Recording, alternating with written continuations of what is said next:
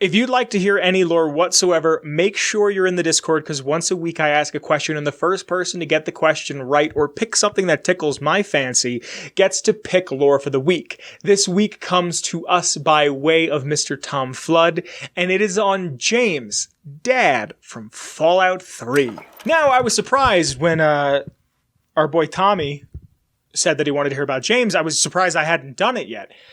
So James is the father of the Lone Wanderer, and he's also a scientist and Vault 101's physician. He is an inquisitive, meticulous, and determined fella. This mindset, this way of life, led him to cultivate a group of people, other scientists, other intellectuals, other smart people. They developed this collective that they would purify the water, Project Purity. Him, Dr. Madison Lee, a few others, a woman named Janice is there. Sometime before 2277, before the year the game takes place in. This all starts sometime, this collective that he gets for the betterment of the wasteland to purify the water. It happens sometime before 2258. That's the year the Lone Wanderer is born.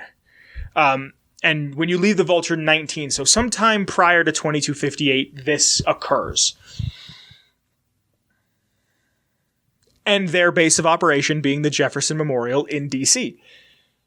James also had a wife, Catherine, who, if you've played the first literal 5 minutes of Fallout 3, you're familiar with. It's the only game that starts with you being born, as far as I know. Both of these people, James and Catherine, Madison Lee, Janice, all these people, worked on Project Purity.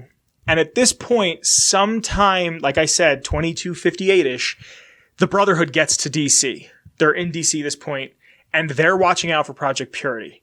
Now, Project Purity started to take massive hits from super mutant attacks. And the Brotherhood is starting to lose people at a rapid pace. And the Brotherhood is seriously considering pulling out. Because of the diminishing returns of Project Purity, and Catherine being 7 to 8 to 9 months pregnant, she just wants to work. She's like, I need to get this done. I don't want to raise a baby in a world that doesn't have clean water. This is not said explicitly, but this is the attitude that is expressed on the wiki. I get all of my lore from fallout.fandom.com. And on the wiki, it expresses this, that she just wants to work and work and work. Before the project can reach its ultimate goal, the penultimate goal of Project Purity, to purify the water, Catherine gives birth and dies during the process to the player character, the Lone Wanderer, or as my friends and I would come to refer to him as Albert, which is actually a reference to Fallout 1. One of the pre-made characters' name is Albert Cole. We also refer to Liam Neeson. We also referred to James when we played tabletop, or James in general, instead of saying we're like dad. We always said James Neeson because he's voiced by Liam Neeson, but I'll get to some of that towards the end of the lore segment. Now, this hurts him because it's his wife and his child, and he weighs his options. Do I continue with Project Purity, putting my boy's life in danger, with the Brotherhood wanting to pull out more and more, with us losing more people, with the super mutant attacks increasing, or do I try to find safety? And he ultimately decides that it's not safe for the baby, and he has to leave Project Purity. Star Paladin Cross, the companion that I'm convinced nobody has ever taken, escorts James to 101. They make a couple of stops. They get to Vault 101, and he becomes their physician. And pretty much immediately continues researching Project Purity, thinking these vaults have knowledge of pre-war. They know where things are. They might be able to say, where can we purify water? How do we purify water? What can we do? Now, there's nothing on any of the local files that James can access as a physician. So what he does is he sneaks into the Overseer's office, hacks into the Overseer's terminal, and finds all of these files on all these other vaults, and finds out about Dr. Slanislaus Braun, finds out that he's running the experiment of Vault 112, where they're doing Tranquility Lane, and a couple other VR experiments before Tranquility Lane.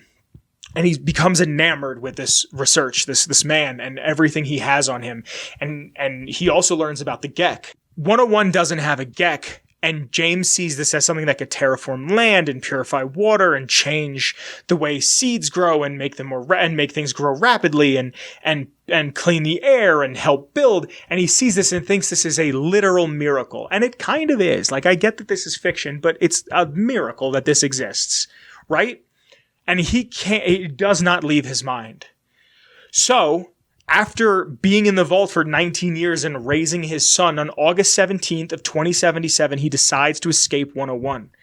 Leaving the vault with Jonas, his assistant, his helpers, assistants, and they kill Jonas. The security of 101 kills Jonas because of this. Now, because of all this happening, you, the lone wanderer, the player character, is forced to also leave 101 and go look for your dad. He went to Megaton.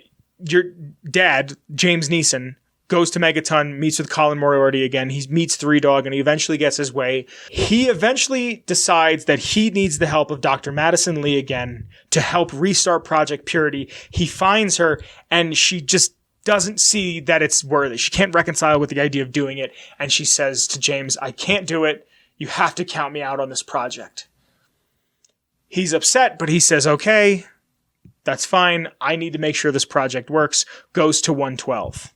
Now, throughout all this, he actually gets caught in the experiment that is 112, the Tranquility Lane hallucination VR virtual reality lifestyle extravaganza, what have you.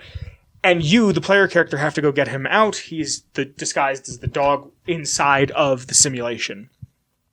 The Lone Wanderer then frees his father, and they decide to meet up again in Rivet City, and both try to recruit Dr. Madison Lee. James used the info of the GEC to persuade Lee to help with Project Purity. It works. She takes her entire research group from Rivet City, and they go to Project Purity, and after nearly 20 years of inactivity, Project Purity gets back on its feet. Shortly after they retake Project Purity, and you clear up the mutants and what have you, the Enclave touches down, and the Enclave says, this is ours, and we're going to do this from now on. This is our project. You're being commandeered by the U.S. government. And James tries to explain to Colonel Autumn that, no, you're not, because it doesn't work and it'd be a waste of resources, which is a lie for the most part. But he doesn't want someone who isn't him in control of Project Purity, because they're going to take it and not do what's right for the wastes. Now, if you've played Fallout 3, you know the sad twist, I guess, if you want to call it a twist that is coming. Autumn is so frustrated with James's lack of cooperation that he shoots Janice, the scientist, right in front of him. And James says, all right, fine.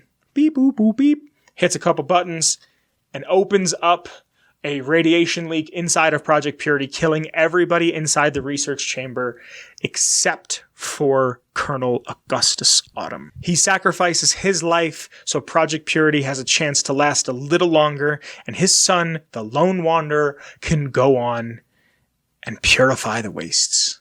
To purify the wastes water. Now, that's all I have written down. For all the fun facts and the notes, I have to go on to the wiki, and I get all of my lore off of fallout.fandom.com. That's really all I have on James lore-wise, because he dies there. I didn't feel like it was right to go into Project Purity or the outcomes of Fallout 3, just because that's where James's story ends. As far as James knows, Project Purity never got off the ground. And like I said, my friends and I would always refer to him as James Neeson because he was voiced by Liam Neeson. He is an essential character. I love this, but if you have the Contract Killer perk, he actually drops an ear that you can loot off of him. He's in a bunch of different quests. He's in Baby Steps, Growing Up Fast, Future Imperfect, Escape, Following in His Footsteps, Tranquility Lane, The Waters of Life. He's probably the most important NPC in the game, arguably. He only really comments on whether or not you blew up. I'll read this directly, just because when the Lone Wanderer is doing tasks to make Project Purity work, James will say that he heard of their actions. His reaction will change depending on the quest, the Power of Atoms outcome. If the bomb was disarmed, he will ask the Wanderer if he truly did it and will be proud of them if told yes. If instead Megaton has been destroyed and it's admitted to James, he will express disappointment. He can be lied to, but he will not believe it without very high karma. If the Power of Atom quest was not resolved at all, or if James is spoken to again after he comments on the aforementioned quest, he will instead comment on the Lone Wanderer's current karma level. Good karma yields, and this is probably one of my favorite quotes in the game, "You're a good person, and it shows." And while bad karma makes him instead comment on the Wanderer seeming troubled, like there's a cloud hanging over you. And a neutral karma results in him providing a default greeting.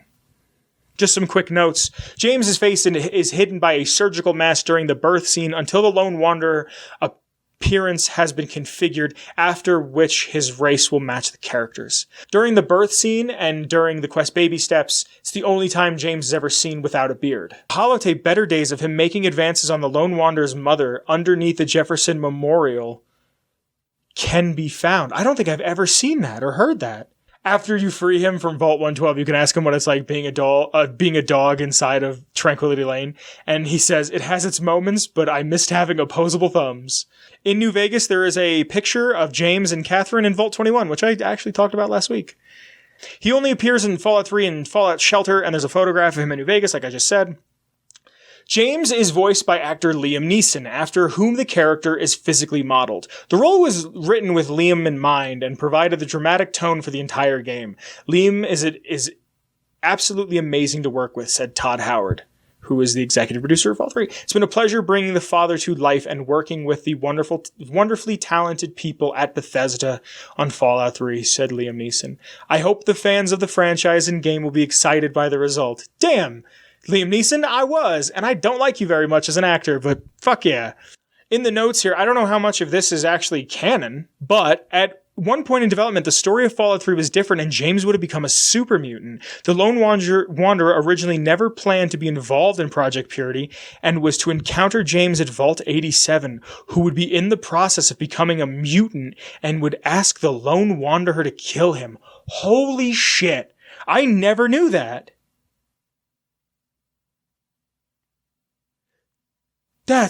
Wow, okay. Alright, cool. That's a very different game. I would love to know what that game is. But that's everything I have on James, your father, dad, from Fallout 3. That, my friends, is lore.